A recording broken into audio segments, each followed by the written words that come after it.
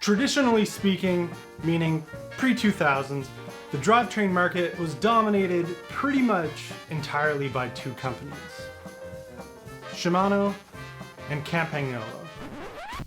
A new subgenre of riding growing in popularity in the 80s served to muddy those waters a little bit, however. Shimano adopted the new fad, while Campy didn't. By the 2010s, the market that was historically owned by Shimano and Campy saw a shift in dominance to Shimano and a newer American Chicago-based company, SRAM.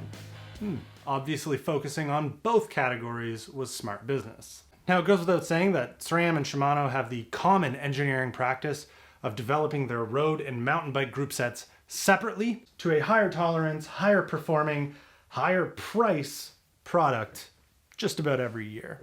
And they like to showcase their very high performing, high tolerance, high priced, very good products with very good fast bike racers to aspiring fast wannabe bike racers. It's the tried and true race on this and you could race like this marketing mantra. But then this year, there's not really a whole lot of racing, is there? And without all that crowd roaring noise and the sound of racing, these quiet background comments from companies like Microshift. All those gears onto that tight cluster, it cuts down on the adjustment range quite a bit. The trail and you knock into the rear derailleur, it gets the hanger gets a little bit bent, the whole system won't work. And you maybe maintain your bike a little bit less than is optimal.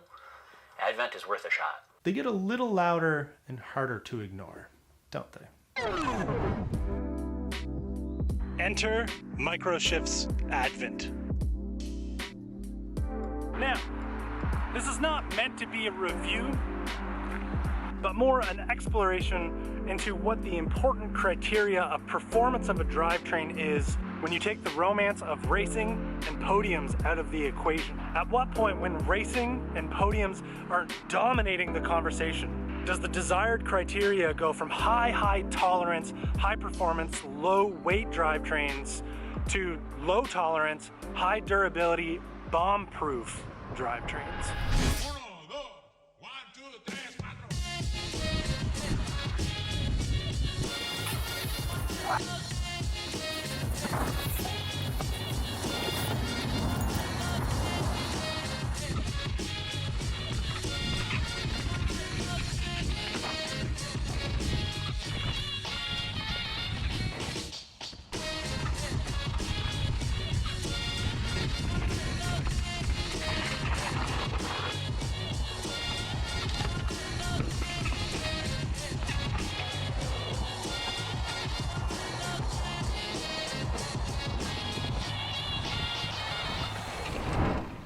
The narrative sort of changes in this current global situation, doesn't it? Now, we're all just people going out and riding. And when you place that thought into the equation, the prospect of getting this, along with the added care and love and maintenance that it needs, becomes a bit harder of a pill to swallow. Basically, what I think here is when the hunt for marginal gains is replaced for the hunt for just fun, there's an added expectation from the people who aren't searching for the toppest of performance and the highest of gains. Durability and reliability, which, let's be honest, with narrow 12-speed chains, very tightly packed 12-speed cassettes, when little things go wrong, bad things start to happen. And the tuning and the care that is required can be kind of a fun sucker. Not to mention, if one does start to act up mid-ride, it can certainly put a damper on your day. Rocks, roots, sticks, falling over, just having someone else bump into your derailleur, maybe bend your derailleur hanger a little bit, those are all fearful enough things that can happen. Hell, you can knock the alignment of your derailleur hanger off enough to ruin the adjustment of your shifting on your 12-speed drivetrain just by packing bikes into the back of your truck or on your bike rack before you even start riding. You could show up to Trailhead with a poor shifting bike that you didn't even know about. That is how finicky new mountain bike and road drivetrains can be. Not to mention chain widths have gotten so narrow and the plates have gotten so thin these days that it's not uncommon to see even 2 or 3 or 4 ride old chains separate apart and leave riders stranded. I've had it happen to myself, I've seen it happen, and I've heard it happen a bunch of times.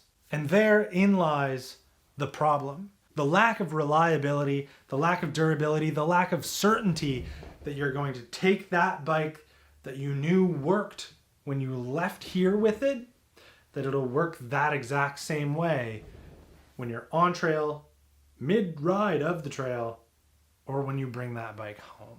And this Advent 9-speed group set that's on my trail bike is Microshift's proverbial kick at the can. They're the first ones to really sort of buck the trend of like, ooh, racing, competition, buy this, go faster, and focus almost primarily on ease of installation, durability, ease of maintenance and adjustment, and not to mention price.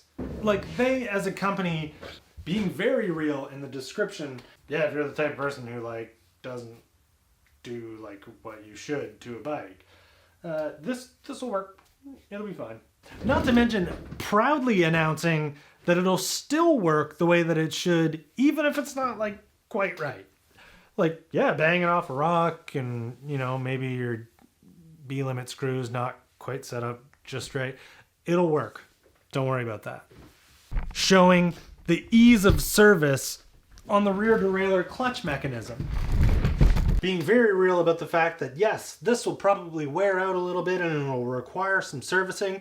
Pull this plate off, tighten the Torx bolt underneath, and then you'll be good to go. That's unheard of. Most stuff is serviceable, but that's usually hidden in a service manual somewhere that like you have to go search for, and then likely you won't. You'll go like look for a YouTube video about it for it that way. No, this is that easy. You just take 2 bolts out and you're there. You're at the spot for adjustment. Done. There's just sort of something comforting about the thought that something very catastrophic needs to go wrong back there or up here for you to really notice that something is wrong. That's just such a nice thought. And yes, I know there will be the party poopers of you who have very specific cadence needs. If you have very specific cadence needs and you're very picky about the rotation of your feet and legs, then yeah, maybe you gotta stick with these very dainty drivetrains. That's sort of the trade-off. Smashing, plowing, just destroying your way through anything that you want, knowing that this is going to be working anywhere from 90% to 100% perfectly, or having your feet moving exactly the way you want and needing to just be that little bit more careful with how much power you put down because your chain might break, and you know, hopefully don't bang your derailleur off anything because it'll really throw off the shifting adjustment. There's one other thing that I think is worth mentioning. As I mentioned at the start of this video, Shimano and SRAM, they both develop their mountain bike and road bike group sets separately.